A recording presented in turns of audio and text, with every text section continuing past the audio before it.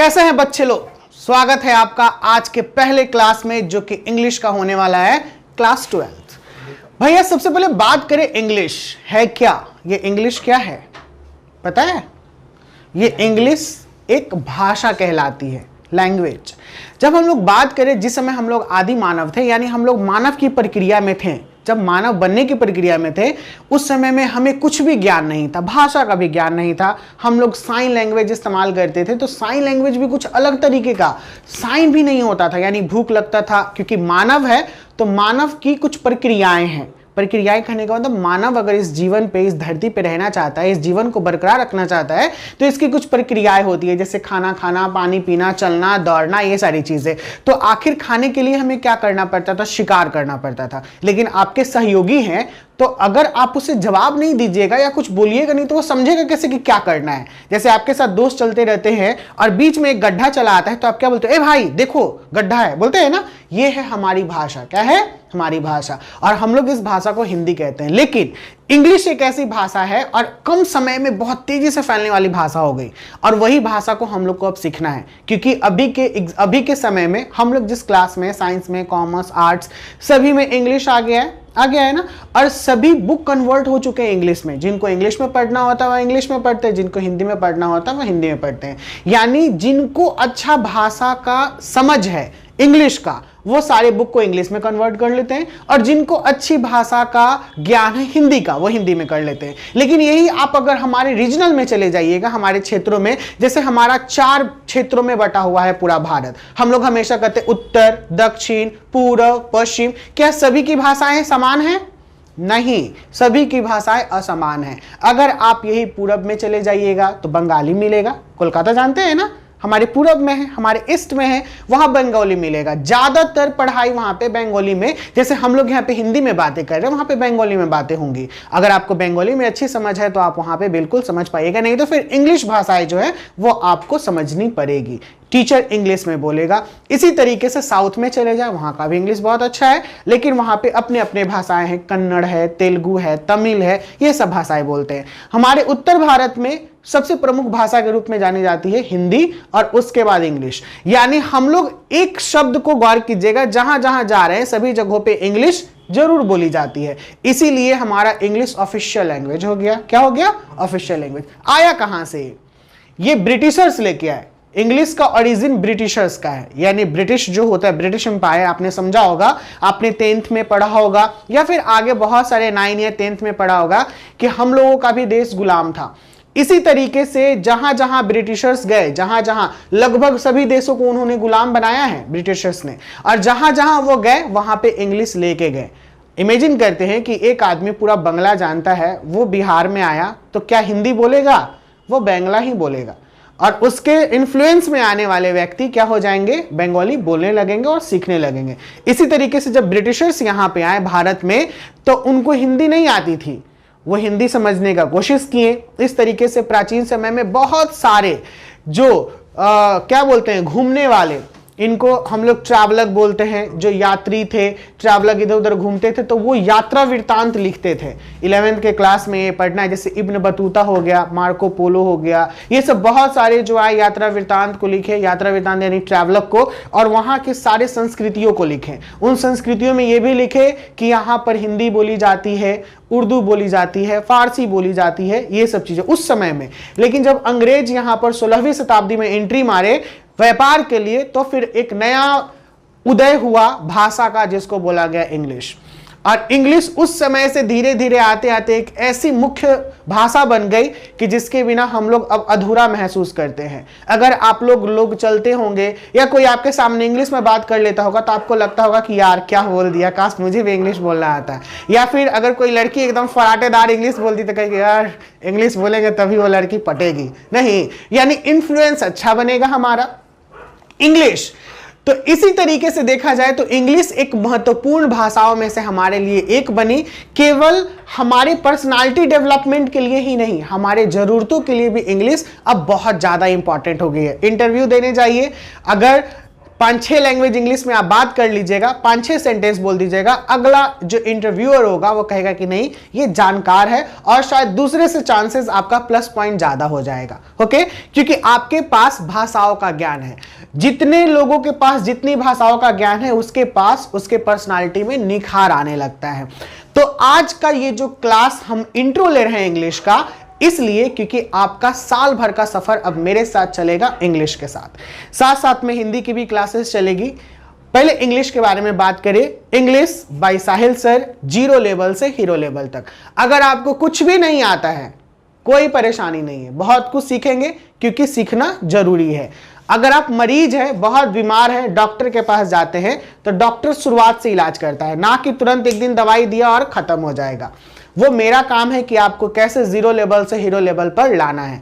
लेकिन हाँ, शर्माना नहीं है, जो मैं बोलूं वो काम करना है, जो जैसे मैं कहूं वैसे वो करके आना है। तो देखिए आप में कितनी जल्दी निखार आती है और आप बहुत तरीके से बहुत जल्दी इंग्लिश में धुरंधर बनिएगा और खिलाड़ी बनिएगा।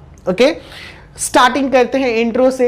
इंट्रो बहुत लोग देते हैं, sir I am from Patna, ये वो, लेकिन अगर स्टेज पर इंट्रो देने के लिए बोला जाए तो लोग गड़बड़ा जाएंगे कि जा मैं कैसे करूं, क्योंकि स्टेज पे सभी लोगों को संबोधित करने के लिए पहले आपको उनको ग्रीट करना पड़ता है। ग्रीट का मतलब होता है संवादन करना पड़ता है और धन्यवाद देना पड़ता है।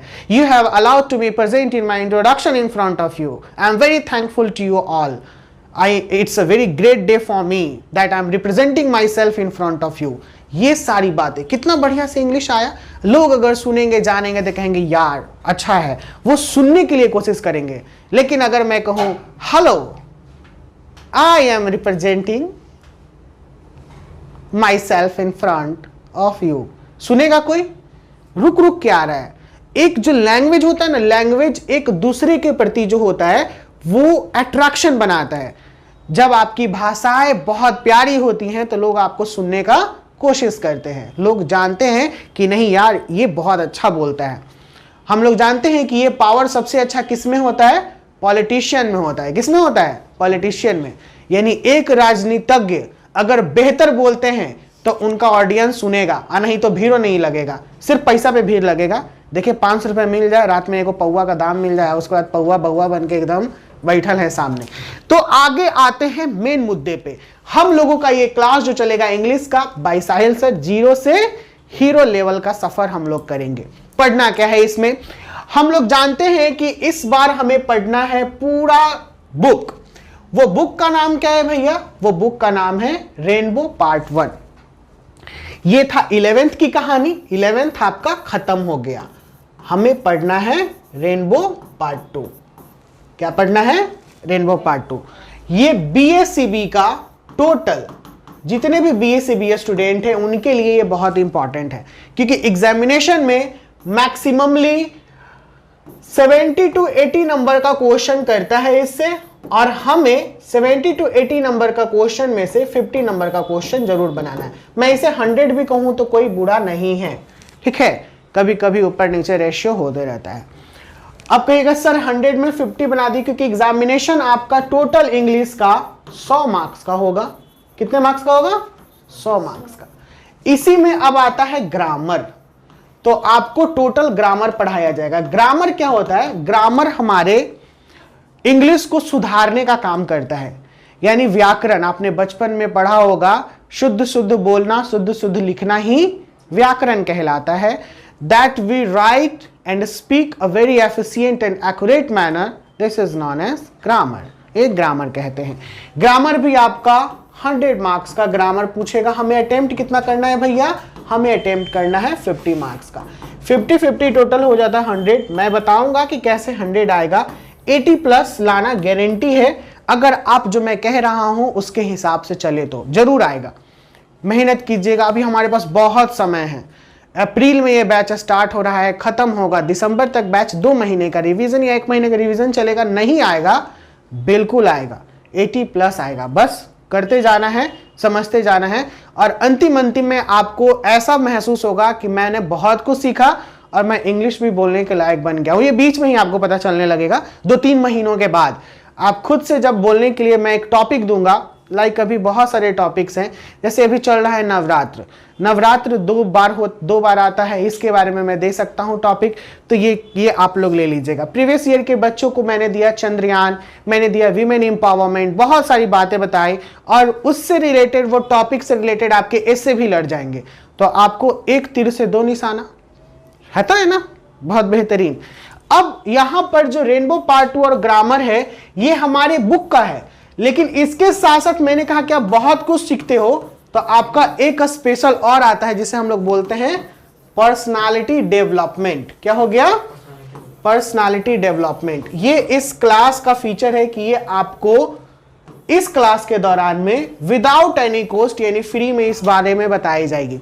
जैसे मैंने अभी एक बात कहा आपसे कि अगर आप किसी के समक्ष बात करते हैं, सामने बात करते हैं, इंटरव्यूअर हो, लड़की हो, दोस्त हो, चाहे कुछ भी, अगर उसके सामने आपकी बातें अच्छी लगती हैं तो वो आपको सुनने का कोशिश करेगा और आपके नजदीक आने का कोशिश करेगा। तो इसे कहते हैं पर्सनालिटी, यानी पर्सनालिटी में 4 चांद लगना। हर एक की पर्सनालिटी अच्छी होती है। भिखमंगा के पास आप क्यों नहीं जाके बगल में बैठ जाते हैं?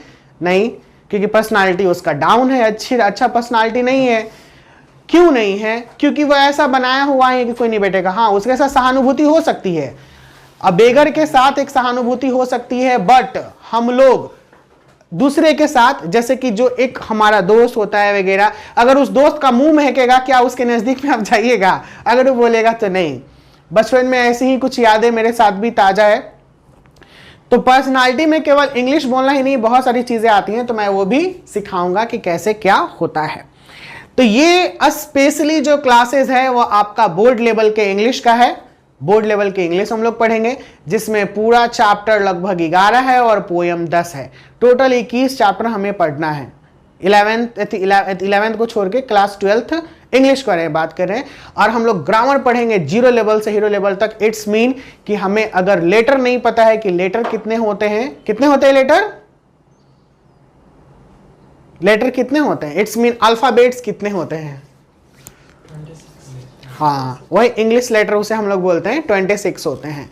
और ये 26 में फिर इसको 2 भागों में बांट दिया जाता है। कौन कौन होते हैं वो? हाँ, तो क्या हो गया? ए आई ओ यू। हमको लगा ए आई ओ यू गोलमाल का भूत इनमें आ गया। क्या नाम है उसका? एक नहीं, ए ई आ ऊ नहीं करता है वो। तो A I O it's like a vowel, थोड़ा बहुत गुलजार होना चाहिए, मस्ती वाला। तो ए आई ओ यू जो होता है वो वॉवेल होता है, और बाकी जो बचे हुए चीजें हैं वो कॉन्सोनेंट कहलाती हैं। और इस पे भी बहुत बड़ी चर्चाएं हैं कि वॉवेल और कॉन्सोनेंट को क्यों ऐसे कहा गया, क्यों बदला गया। ये सारी बातें हम लोग करेंगे जो क्लासेस रन करेगा। इसमें आपके कुछ सवाल हैं इससे रिलेटेड, यानी बुक से, ग्रामर से रिलेटेड, कि सर और भी कुछ होगा या और भी कुछ चीजें हैं, तो पूछ सकते हैं। बोलिए, कोई सवाल आपके? बच्चा आपका? नहीं आपके? नहीं नहीं नहीं, ठीक। देखिए, इस क्लास में हमने बेसिक इंट्रो दिया, जिसमें हम लोग क्या क्या पढ़ेंगे वो बातें पता चली। पढ़ना कहां से है? तो पढ़ना है एकदम शुरुआत से, ग्रामर के एकदम फर्स्ट से। जिस समय में भाषा नहीं था, भाषा आया, उस समय में भाषा इंग्लिश वगैरह नहीं था, कुछ अलग अलग था। वो लोग अलग अलग भाषा में बोलते। जैसे अभी भी हमारे भारत में जो पुराने लोग थे, जैसे ब्राह्मी लिपि, खरोष्टी लिपि, ये सब आप जानते होंगे। और हम लोग जो हिंदी में लिखते हैं उसे क्या कहा जाता है? बहुत बढ़िया, वेरी गुड। उसे बोलते हैं देवनागरी लिपि। लिपि को इंग्लिश में हम लोग बोलते हैं स्क्रिप्ट। क्या बोलते हैं? स्क्रिप्ट। ये लिपि होता है। ये लिपि हमारे भारत में, यानी हमारे इंडिया में, इसको हम लोग बोलते हैं देवनागरी। ठीक है, जिसे हम लोग यहाँ पे हिंदी कहते हैं। ये हमारी हिंदी भाषा है। इसी में देवनागरी में संस्कृत वगैरह ये सारे चीज चले आते हैं। संस्कृत भाषा में संस्कृत जो आ जाता है, ये सारा हिंदी का ही हो जाता है। इंग्लिश में ये पूरे ऑल ओवर इंडिया में एक इंग्लिश होता है। इंग्लिश को क्या नाम देते हैं हम लोग? भाषा का पढ़ा होगा आप लोगों ने। इंग्लिश को क्या बोलते हैं? इंग्लिश को बोलते हैं रोमन। क्या बोलते हैं? रोमन। आप लोग स्क्रिप्ट में लिखते होंगे, जब इंग्लिश का पेपर देते होंगे तो कौन सा स्क्रिप्ट बगल में लिखा हुआ रहता है आपके क्वेश्चंस पे, थी आंसर शीट पे, आंसर वाला शीट जो कॉपी देता है ना, तो उसमें लिखा हुआ रहेगा। जब इंग्लिश में लिखेगा तो आपको रोमन लिखना होता है। रोमन के अपने नंबर्स भी हैं मैथमेटिक्स में, पता है ना? 1 2 3 4, जैसे हम लोग हिंदी में लिखते हैं 1 2 3 4, दिस इज मैथमेटिकल भाषा। लेकिन अगर हम लोग इंग्लिश में लिखे तो 1 2 3 4, ये सारे हैं। तो ये जो था ये अभी के लेटेस्ट का है। किसका है? लेटेस्ट का है। पहले के समय में चलता था खरोष्ठी, ब्राह्मी लिपि, ठीक है। और बहुत सारे दूर में, जैसे ये सारे जो विदेशों में लैटिन भाषा चलता था, लैटिनाइज्ड। लैटिन भाषा आपने सुना होगा। ग्रीक चलता था, सुना होगा। बहुत सारे पे बायोलॉजिकल या अलग अलग चीज़ों में, या फिर आप पढ़िएगा क्या बोलते हैं इसमें हिस्ट्री वगैरह में, तो जो शुरुआत की भाषा हो उनके बारे में बोला गया है। जैसे साइकोलॉजी, तो हम लोग जानते हैं कि 2 ग्रीक वर्ड से मिलके बना है। लॉजी वर्ड का मतलब होता है लोगोस, लोगोस वर्ड से आता है स्टडी, आता है ना। इसी में जब हम लोग लैटिन पढ़ते हैं तो साइंटिया, ये जो आपका साइंटिया बगल में है, ये साइंटिया लैटिन वर्ड से आया है, ठीक है ना। साइंस जो है साइंटिया वर्ड से है, scientia is a Latin word, और इस साइंटिया का मतलब होता है gain of knowledge, it's mean science. ये जो भाषाएं हैं वो थोड़ा डीप के बारे में बता रहा हूं। इसी में जब हम लोग सबसे पहले पढ़ेंगे तो हम लोग आप लोगों से जस्ट मैंने सवाल किया कि बच्चा लोग इंग्लिश में कितने लेटर होते हैं। It's mean alphabet, it's letter का मतलब क्या होता है? अल्फाबेट्स। ये अल्फाबेट सर होते हैं हमारे पास 26 लेटर। कितने लेटर होते हैं? 26।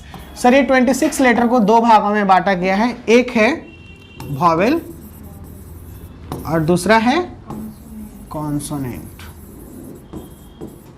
ओके, बोलिए कोई दिक्कत क्या? नहीं। इस वॉवेल को हमने किस किस में बांटा? ए ई आई ओ यू। और हमने इसमें किस में बांटा? बाकी जितने भी इसको छोड़ के, it's mean B C D F G H J K L M N P Q R S T V W X Y Z. ये सारे कितने हो गए? ये टोटल हो गए 21 और ये कितने हो गए? 5। परेशानी नहीं। इस लेटर से सबसे पहले आया लेटर, ठीक है। इस लेटर से इसके बाद हमारे पास बना, लेटर के बाद बना वर्ड। क्या बना? वर्ड। जैसे हम लोग जानते हैं कि ये 26 लेटर थे, 26 लेटर से ही पूरा दुनिया का वर्ड बना। जैसे हमने कहा कि सर ए एन टी, इन तीनों को जोड़ के हमने एक शब्द बना दिया जिसको नाम दिया एंड, और इसको हमने सर कहा कि ये है चींटी। क्या है? चींटी। ओके सर, इसी लेटर से, इसी 26 लेटर से हमने कहा ओ डब्ल्यू एल, जिसको हमने कहा आउल। इसका मतलब होता है लो। कोई दिक्कत? सर इसी 3 के बजाय हम लोग बहुत सारे, हमने 4 5 6, यानी ये केवल जो वर्ड है वो वर्ड 2 लेटर का भी बन सकता है, 3 का भी, 4 का भी, 5 का भी, 6 का भी, और बहुत सारे वर्ड्स का हम लोग बना सकते हैं। लेकिन उसका सेंस निकलना चाहिए। क्या निकलना चाहिए? सेंस। अब इसमें हम लोग 4 या 5 का बना दे, CLOUD, क्या मिलके बना दिया? ये क्लाउड। और क्लाउड का मतलब क्या होता है? बादल। ठीक है, ये सेंस दिया। तो लेटर से क्या फॉर्मेशन हो गया? वर्ड।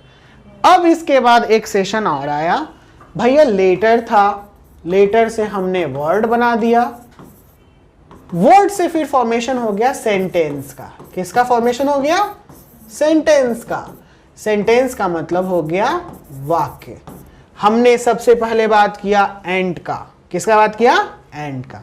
तो हमने एंड से सेंटेंस बना दिया, an ant is an insect. यानी ये सारे वर्ड के कॉम्बिनेशन से क्या तैयार हो गए? सेंटेंस। चींटी एक कीड़ा है ना। हमने जो सेकंड बनाया owl, N owl is a bird, उल्लू एक चिड़िया है, बना। और तीसरा जो था हमारा क्लाउड,